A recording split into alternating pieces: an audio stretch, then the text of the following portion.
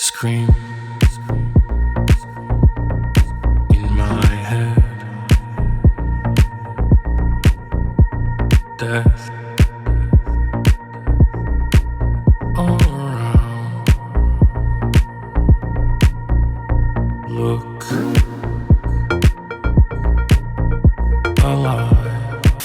Oh boy, what am I getting into? Alright, yeah, I think it's about time I talked about Euphoria, because I'm pretty sure we can all agree that there's a lot to say about this show.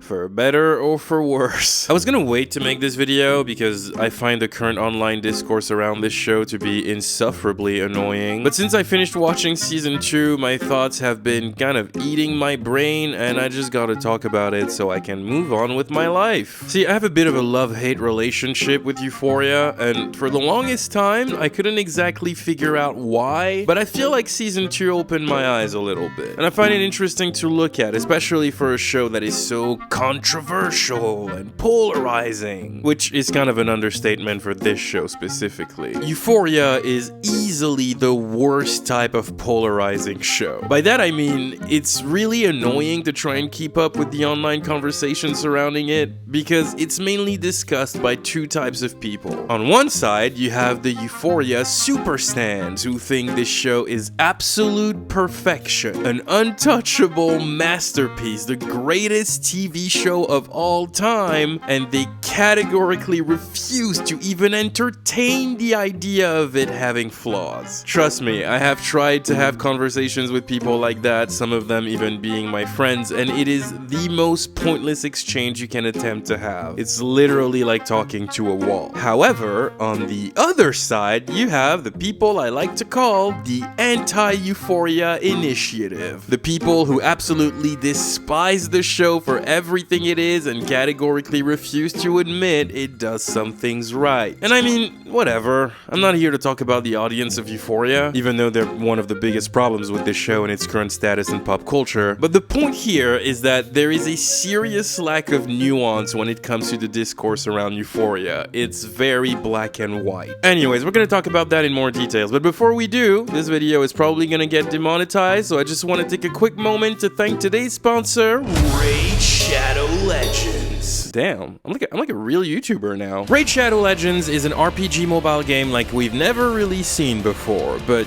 you don't need me to tell you that. You know that already. Everybody knows Raid Shadow Legends. This game is taking over. It's the first game to bring a legit console level experience to your phone. I just started playing it because I saw this guy in a YouTube video. He's one of the over 600 champions in the game. His name is Brachus, and just look at him. This guy will mess you up. And he's not the only one. There are a bunch of others like Sissia, Battle Sage, or Robar. They're all dope as hell. And you can choose them to go and raid some bosses, take them on dungeon runs or campaign battles. It's a blast. And honestly, this is kind of the best time to get started on Raid. If you click the link on my description right now, you'll get a free starter pack worth almost $30, including one epic champion, my guy Vergis over here. God bless his soul. Vergis is very courageous. But also, you'll get 200 silver and a bunch of other amazing perks to go on legendary adventures. And all this treasure will be waiting for you right here. And be quick, because these rewards will only be available for the next 30 days and only for new players, so no cheating, okay? Thank you so much to Raid Shadow Legends for sponsoring this video. You guys are the best, and let's get back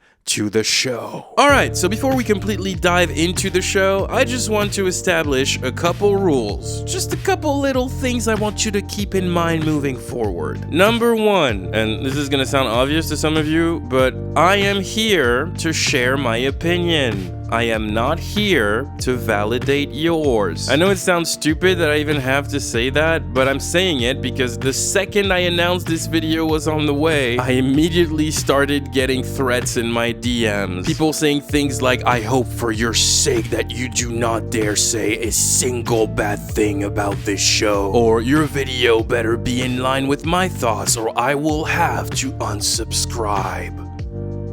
I mean, okay. I'm sorry, but I'm not a spokesperson for your thoughts. I'm just a guy, and I'm my own person with my own opinions and visions of things. And also, my mom says I can do anything. And number 2 is very simple. I know it's not really allowed with this show, but believe it or not, my thoughts about Euphoria are nuance. I got good things to say about it, and I got bad things to say about it, so I'm gonna need everybody to calm down and take a good old nuance spill before we jump into it, okay? Gray areas, middle grounds, this is the theme of today's video. And if you get angry because my opinion doesn't line up with yours, just remember, I'm just a random guy on the internet and my opinion doesn't matter anyway, alright? I don't want no beef. You want no beef?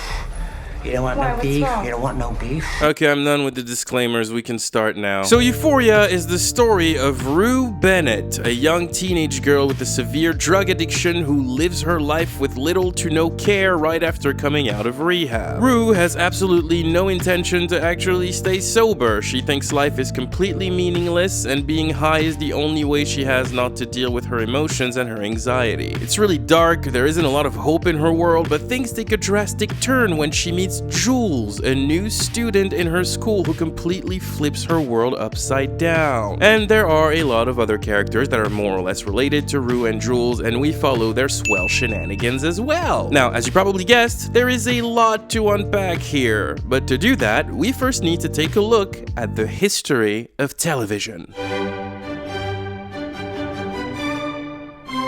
I'm kidding, we're not doing that. The thing with Euphoria is that it's a show that's not necessarily interested in having a plot that goes from point A to point B, if that makes sense. There is a progression in the story, I mean, mostly in season 1, but the show's biggest priority is deconstructing the character's psyche, and in season 1, it's pretty good at it, for the most part. Season 1 of Euphoria is a solid mixture of stories with a lot of weight. From the get-go, it throws a lot at you, and it's not easy to watch all the time. It's very dense, it's sinister, it's very unapologetic, it's the whole thing. But personally, I kinda liked it. I didn't quite love it, this show has its issues, but you know, it did something different, kind of. Now, there are a few criticisms I can get out of the way right now. Yes, Euphoria is a show that at times feels more like a collection of music videos rather than, you know, a story. Yes, this show tries a little too hard to be edgy at times, to a degree that can feel a little cringy, but that will most likely appeal to the younger audience this show is desperately trying to avoid. Yes, the dialogue of Euphoria is incredibly corny, and sometimes it's hard not to laugh at it. And yes, the show's commitment to make everything so miserable all the time can get kind of old very quickly. There is a lot to criticize about season 1, but overall, I felt like the show really managed to capture some interesting characters, and while it was already a little messy in some parts, there was enough focus in the story to keep things engaging. The roster of characters is very solid, they feel complex for the most part, they all have their layers and they all have specific arcs that carry the season just fine. I really like the character of Rue, she was super compelling and unpredictable, and even though she's not the easiest person to like,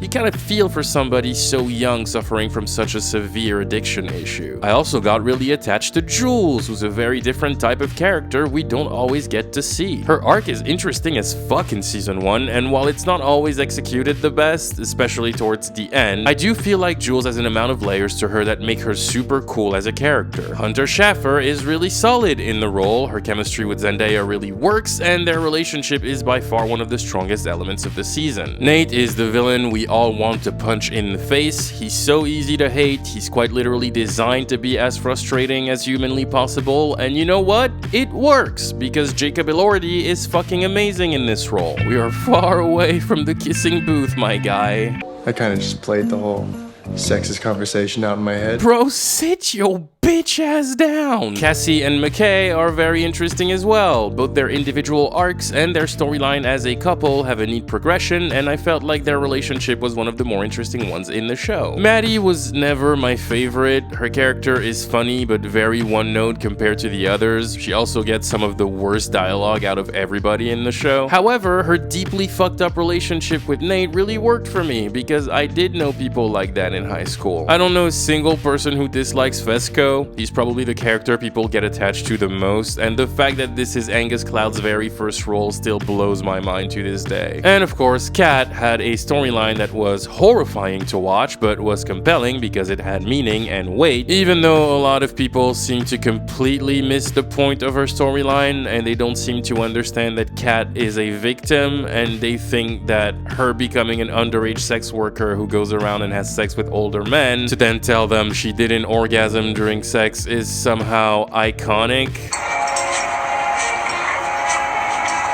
So, did you come? Yeah.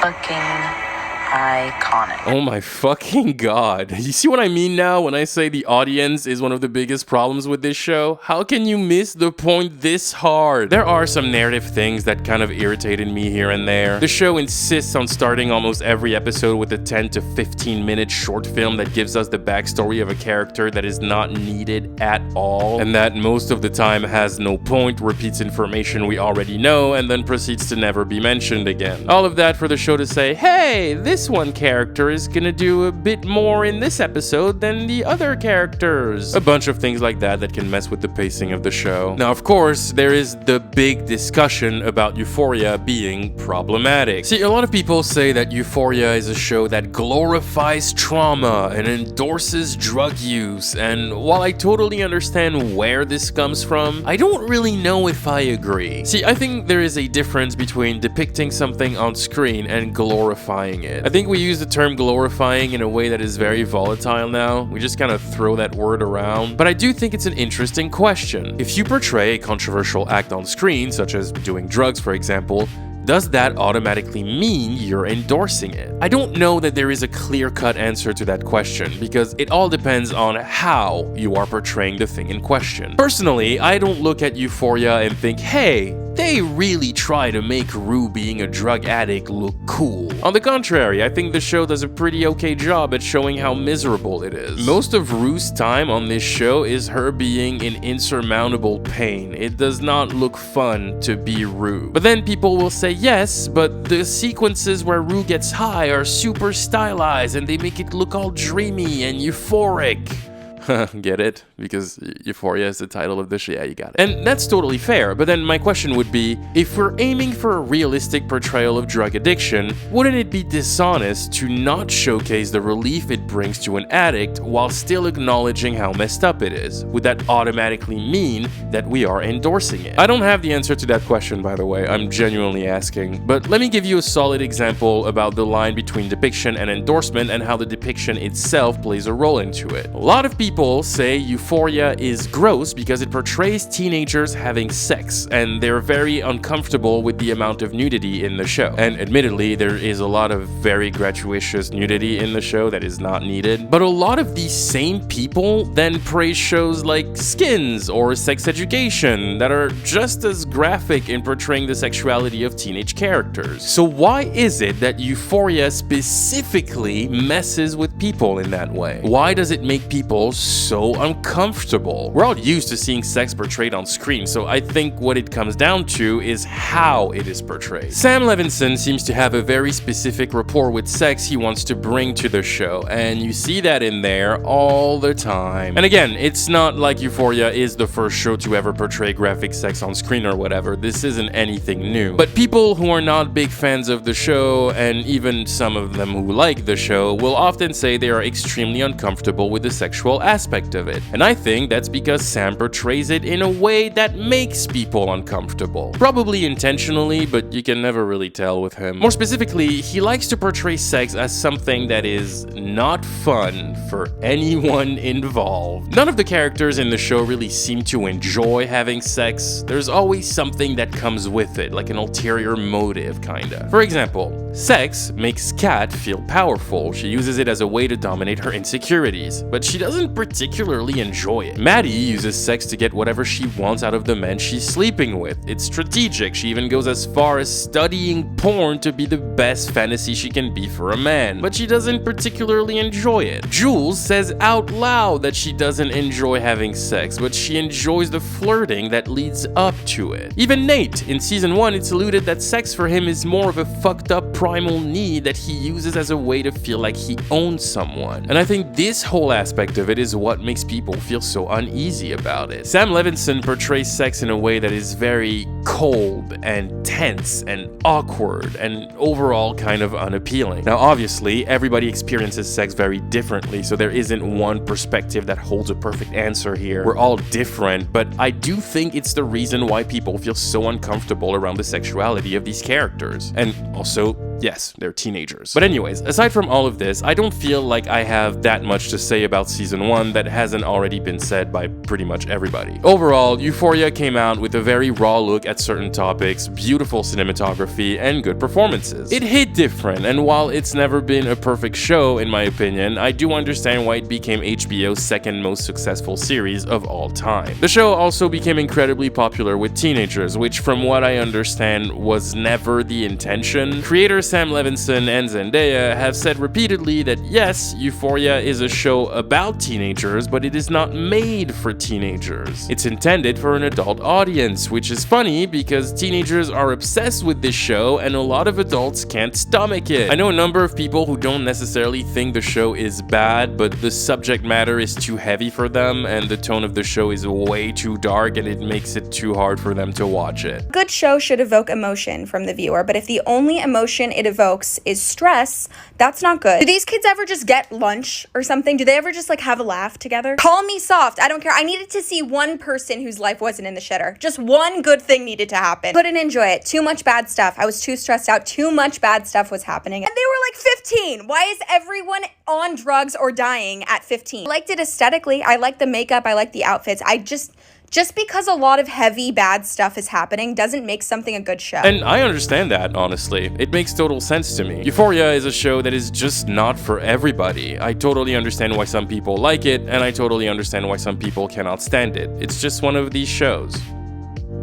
Okay, we can talk about season 2 now. Season 2 of Euphoria is not very good. Now, don't get me wrong, a lot of the strengths of the show are still here. For one, Euphoria still looks incredibly amazing in season 2. There are shots that had me hold my breath because they were just too beautiful. The use of film is absolutely brilliant. Some sequences are just so fucking pretty to look at. I got nothing to say here. The performances in season 2 are also still amazing. Everyone is giving it their all, but this is the point where Euphoria really starts to dig itself into a hole. And there are very specific factors that mess with the quality of the show this season. First off, season 2 feels largely uneventful. If you really take a look at it, not much actually happens throughout the season. The show is constantly slowed down by big fantasy sequences and slow-mo music videos that make the show feel more like a Pinterest mood board than a show. And it's very lacking in story. And the weird thing is, there is a lot to do here, but Sam Levinson seems to be more interested in the vibes than he is interested in the characters this season. You will get excessively long sequences where nothing happens and people are just standing around and staring in slow motion because Sam had an idea for an aesthetic shot. But then when it's time to actually give us a true story beat for a character, he will just completely gloss over that and give you a 20-second update by using ruse narration. And it's not even the fact that the abstract storytelling takes a lot of space that bothers me. A lot of people complain about season 2 feeling too corny and overly theatrical, and I agree, but at the same time,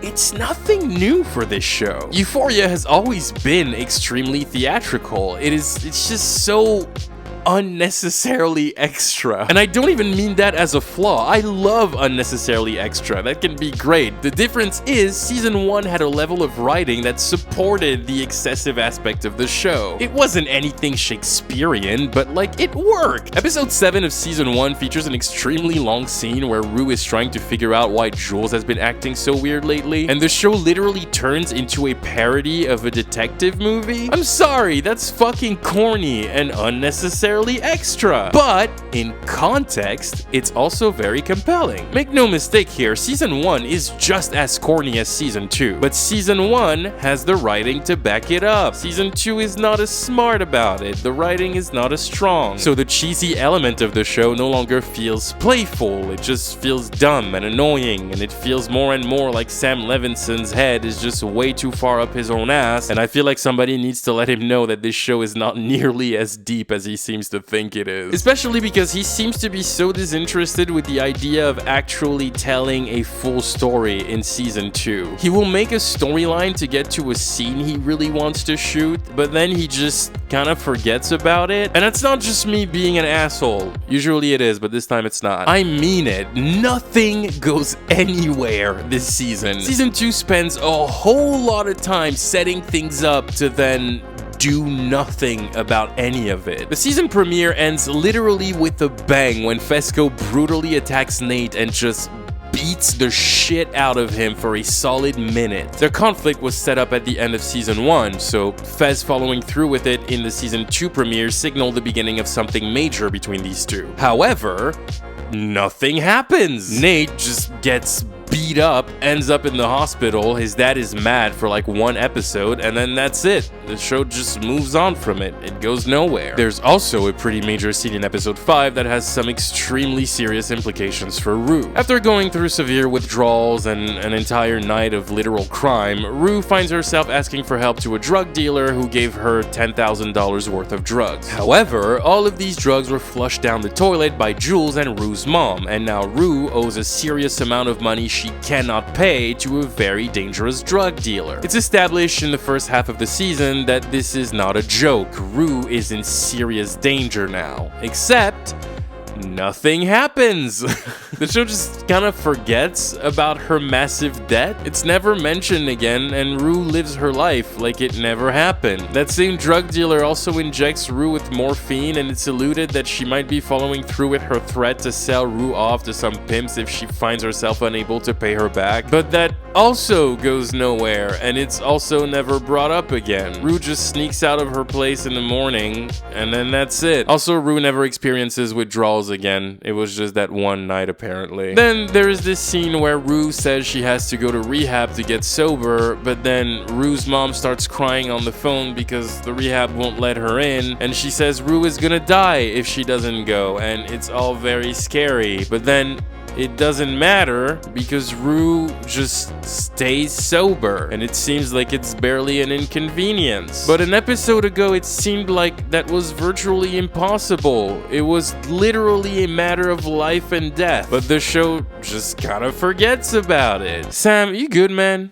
Just blink twice if you need a Kit Kat, homie. We got you. Lexi spends a major part of the season premiere building a connection with Fesco, and it's really cute and stuff. They're like flirting or whatever. But then she witnesses Fesco beating the ever-living fuck out of Nate, and she is completely horrified. She's like speechless. She has to help transport Nate to the hospital, covered in his blood, and you think that would drastically change the dynamic she has with Fesco, because Lexi is not a part of this dark, violent world Fez grew up in. This is terrifying to her. But no, after that episode, Lexi just continues to flirt with Fez like nothing happened. I don't even think they ever talk about it. It's just as if it was never there. Another major part of the season was dedicated to the escalation of a very lame love triangle that was all leading to a big confrontation between Maddie and Cassie. That confrontation finally happens in the goofiest way possible in the finale, and it also goes nowhere. We watch them chase each other around the school. Maddie slaps Cassie and stuff. The whole scene is really cartoony. But the part that's really annoying is that after all that build-up, we never actually get a real confrontation. Because after they Tom and Jerry around the school for a few minutes, Cassie gets slammed into a wall, and then the show just cuts away to another scene with other characters. I'm not kidding, we don't even get to see the resolution of their conflict. It literally happens off screen. We cut back to them a bit later and they're just sitting in the bathroom talking as if they weren't just about to murder each other in a hallway. Like, what? It feels like the most important part of that conflict was what went down in between these two scenes, but it's the one scene we don't get to see. And it's the same for Rue and Jules and the resolution to their major conflict that occurs at the end of season 1. See, Jules decided to leave Rue behind on prom night or whatever night that was. She left town, Rue felt abandoned, it caused her to relapse because she was only staying sober for Jules, and so they didn't talk for a while. Then, in the season 2 premiere, they meet at a party and Jules tries to have a conversation with Rue, but Rue is not interested at all and signals that she's still very much in pain and angry at Jules for abandoning her. The scene kind of gives the impression that Jules and Rue rekindling their relationship would be a huge part of the season. It feels like they're setting up this storyline as their overall arc. But then, about 2 minutes later, Rue does a complete 180 for no reason, and out of nowhere she just walks up to Jules and goes, "Hey, I didn't mean to be rude, I love you, and I want to get back together." And then they kiss and poof, conflict resolved. It's the most anticlimactic thing I've ever seen. They never even talk about what happened. They get back together off of a 9-second interaction, and then the show just moves on. And that's a huge Sam Levinson problem. He likes to have conflict in his stories because it allows him to gun for the dark tension he loves to create, but he never really knows how to resolve the conflict afterwards. So he just wings it every single time. It just feels like a shrug, and he does it all the time in season 2. He will orchestrate a progression of events to have a scene with huge tension, and then when he's done with that, he just wraps up the thing in 5 seconds with no real sense of closure, or worse, he just moves on to the next storyline and never bothers to wrap this one up. And that's the main reason why characters like Nate make absolutely no sense after a while. There's a scene in season 2 that made me laugh so hard, even though it was not supposed to be funny at all. Nate pulls up to Maddie's place with a gun and then proceeds to play a fake round of Russian roulette while pinning her down onto her bed to make her tell him where the tape of his father is. That scene is so random. It comes out of nowhere. It really just feels like Sam had an idea for a tense sequence, so he just forced it into the show, and then when he's done with it, what's the resolution of that conflict? Maddie starts to cry because obviously, and Nate literally just goes, "It was just a prank, bro," and then this insane moment is never mentioned again. I was joking. I'm sorry. I'm sorry. There's no bullets in the gun. Goodbye. What the fuck, man? Basically, Sam Levinson is full of ideas for big moments with lots of tension, and he's gonna make them look so fucking artsy. But the second you stop to ask yourself, why? Why is the character doing what they're doing right now? What's the point of it? What's the motivation? The second you ask that question, you quickly realize that a lot of the scenes in this show completely fall apart, and it kills the tension of the show. Why did Ashtray barricade himself in the bathroom to have a shootout with the cops? We don't know. For some reason, Ash barely even speaks this season. He has like 2 lines the whole time, so he just dies. And that's it. Why did Nate pull up a gun on Maddie? And why did he bring a gun to confront his father if it was only to put it in his pocket before the police arrives? It's not a logical thing to do at all, but Sam thought it would be more tense if he made us believe Nate was going to shoot his dad for about 12 seconds. And after that, just forget about it. You didn't see anything. It's okay, just forget about it. See, the show is at its best when it's setting things up, which is why the best episodes of season 2 are episode 1, which has for only job to set things up, episode 5, which sets up the turn in Rue's entire arc, and episode 7, which is the first half of Lexi's play that sets up the resolution of every conflict the season has been building up for the finale. But all of that setup proves to be empty, because Sam almost never actually sticks the landing. To be completely blunt, this show is getting a little too far up its own ass with the artsy shit. It gets a little ridiculous, and dare I say, a little pretentious. And at times it flat out seems like the artsy shit is excuse to waste your time. Like, I know Labyrinth made the soundtrack of this show, and good on him, he's a gifted musician, but I didn't need a fucking 3-hour sequence of him singing to Rue in a church while she reads a monologue we've already heard twice before and we'll hear 2 or 3 more times again by the time the finale ends. And when it comes to the heavy subject matter, Sam Levinson is also falling a little too much into shock value territory. And as a result, Euphoria is starting to look less like an edgier take on Skins and more like 13 Reasons Why, another show that prides itself on pretentiously addressing serious hot topics without actually bringing anything meaningful to the table. But I think my biggest issue is that every character in season 2 suddenly sucks. And I mean that shit. Characters that felt really compelling in season 1 become insufferable because they're just so awfully written out of nowhere. Cassie, who I particularly liked in season 1, essentially becomes a caricature of herself in season 2. Her entire persona becomes so unbelievably absurd that it is impossible to take her storyline seriously. There are scenes where you think she's a character straight out of Riverdale or like an Adam Sandler comedy. I just want to die. I don't fucking trust you. No one does. And even though Sydney Sweeney is really fucking good in this role, it doesn't change the fact that season 2 ruined the character of Cassie. Jules is also completely ruined in season 2. It actually made me kind of sad because I really liked her in season 1. For starters, she doesn't even have an arc this season. She's just there. And the one bit of character development that was set up for her in the second special episode is thrown out the window almost immediately. See, in the special episode, Jules explains to her therapist that she realized she's not actually interested in men, but because she's trans, sleeping with a man is what makes her feel like she's conquering femininity. And then, when she gets back with Rue in the first episode of season 2, she makes it clear those days are behind her. She has no interest in men anymore, and I thought that was awesome, because I wrongly assumed that Jules' arc this season would be following her as she forms her own definition of femininity, which would have been really powerful. But no. A couple of episodes later, Jules cheats on Rue with Elliot, and that also doesn't go anywhere. I don't think it's even mentioned afterwards, and I think it completely defeats the status of Jules this season. Like, Jules is so sad, and she loves Rue more than anything. She keeps making these love declarations to her. She wants to be with her so bad, but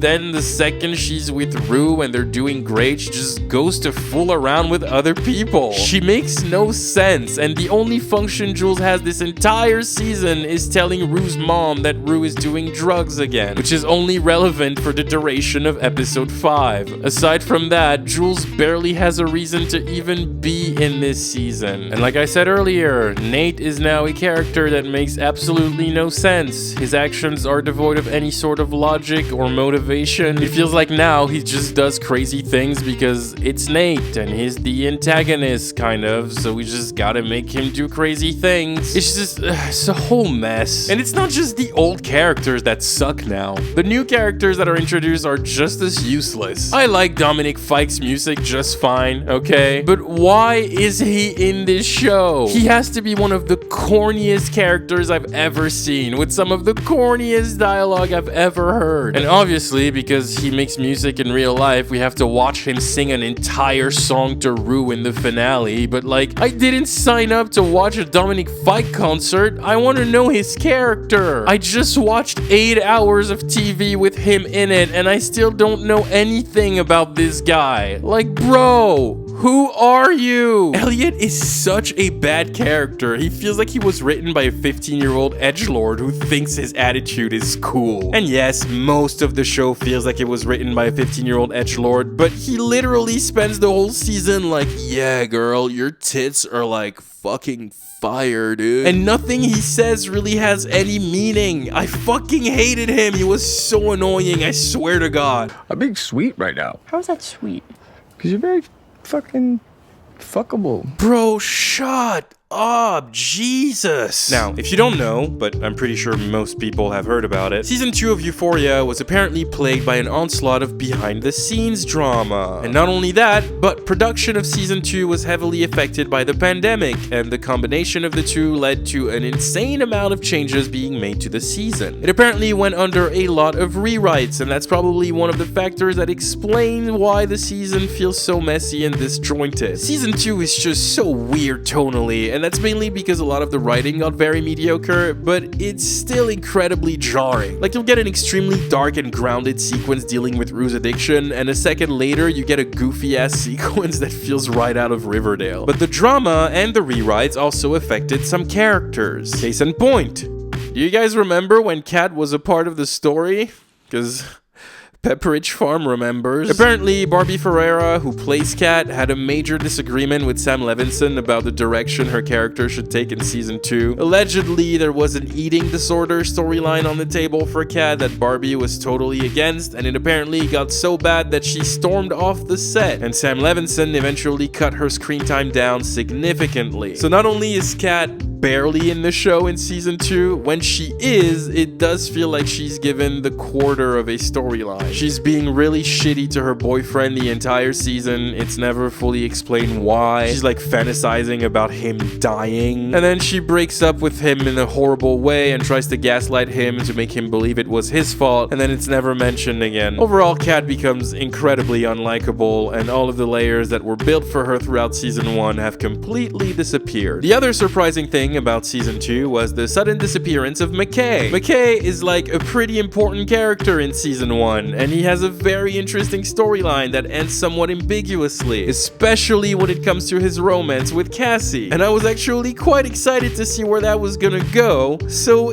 imagine my surprise when I realized that McKay only appears in one scene in all of season 2. I'm not kidding. He shows up at the party in the season 2 premiere. He has a weird argument with Cassie that leads to nothing. Then he sees Nate get his shit rocked by Fesco, and then, no joke, we never see him again. He's just gone, and the show acts like he was never there. It's so weird. Even the actor who plays McKay has been on record saying that he has no idea why his character was erased from the show. Apparently, he was just as surprised as everyone else. Sam Levinson also reportedly made work very difficult for everyone involved in the show. Allegedly, he would show up to set without a shot list, and he would just kind of improvise the whole day, which made the shooting days excessively long. Some of the actors have talked about the brutal sense of exhaustion they felt, Jacob Elordi in particular being brutally honest about feeling like he was in prison. And yeah, this all feels like stuff that would affect the finished product. Everybody could feel that something was off about season 2 from the get-go, like from the first episode. And I actually really liked the first episode. I think the premiere is one of the best episodes in the entire show, and not every episode that follows is bad. Episode 2 is okay, I guess. Episode 3 is where I officially got bored. I think it's the episode where it becomes very obvious that there's no real focus to this season. Things just happen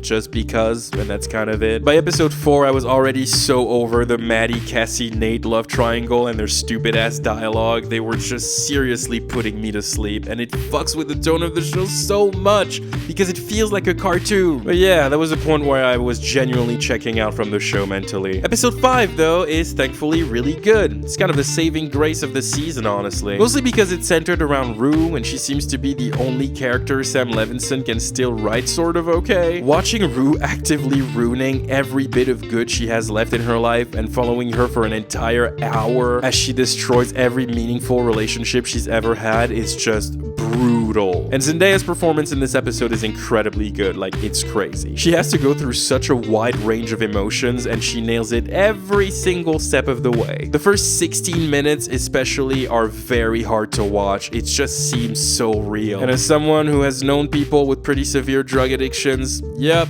that felt pretty accurate. The episode does get a little goofy with the Scooby-Doo ass chase sequence sequence through the neighborhood that goes on for way too long, but like, it's okay. The bulk of the episode is so good that I'm willing to let it slide. Episode 6 is very much on par with 3 and 4. It's one of the weakest episodes of the season. Episode 7 is much better, but very much still on the weaker side. And then there is the finale.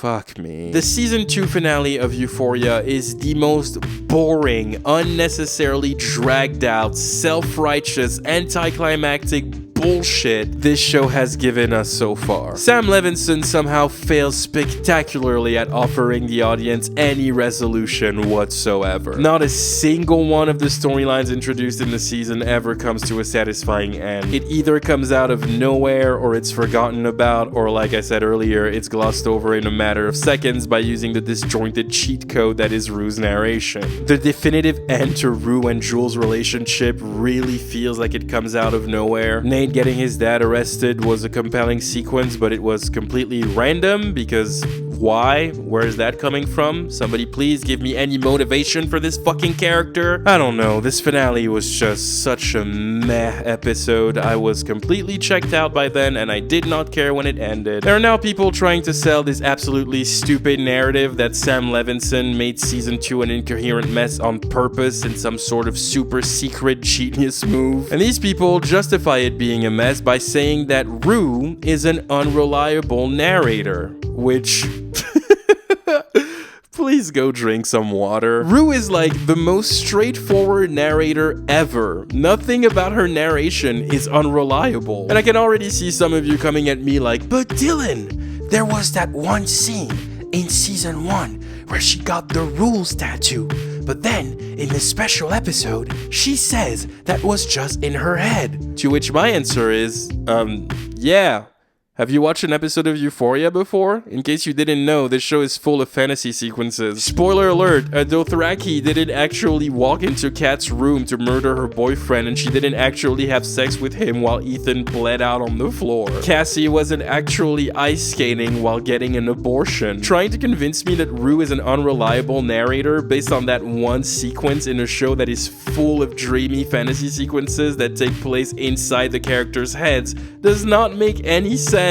Nothing ever suggests Rue is lying to the audience in her narration. She literally tells us if she lies to someone. The second she comes out of rehab, she lets us know immediately she has no intention of staying sober. She tells us exactly how she feels about everything. She tells us what she thinks about everything. She sets up the scenes of the show. She gives us the backstory of characters. She is always being 100% straight with the audience. I'm sorry, but saying Rue is an unreliable narrator and that's why the show is messy and it's actually genius just sounds like a desperate attempt at justifying the mediocrity of the writing in season 2.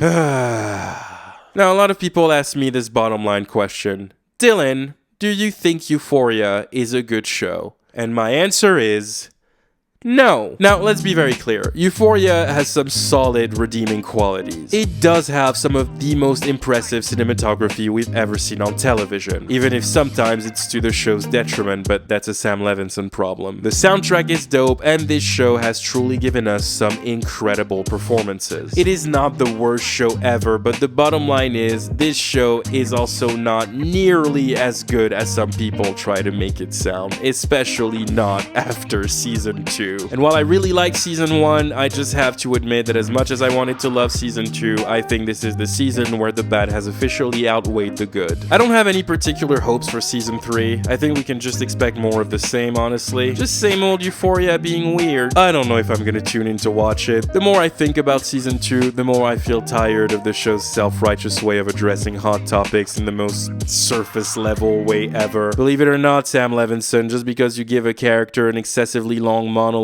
with some labyrinth music in the background, it doesn't automatically mean the subject you're talking about is being deep. I feel like Euphoria is a show that I'll eventually stop watching, not necessarily because it did something outrageous or unforgivable, but simply because my brain will reach the point of saying, okay, I get it, that's enough of that. But yeah, Euphoria, it's kind of a doozy. I don't really know what to think about this show most of the time, but I needed to get my thoughts out on this one because it's so lot. This show is just so much. If you've seen the show, let me know what you think about it. If you haven't seen the show, let me know how you perceive it from the outside, because that's also an interesting perspective, especially with TikTok. But that'll be it for me. There's more to say about this show. I'm sure that there are some things I forgot to talk about, but honestly, I think I've said everything I needed to say for now, and probably forever. So, see you guys later.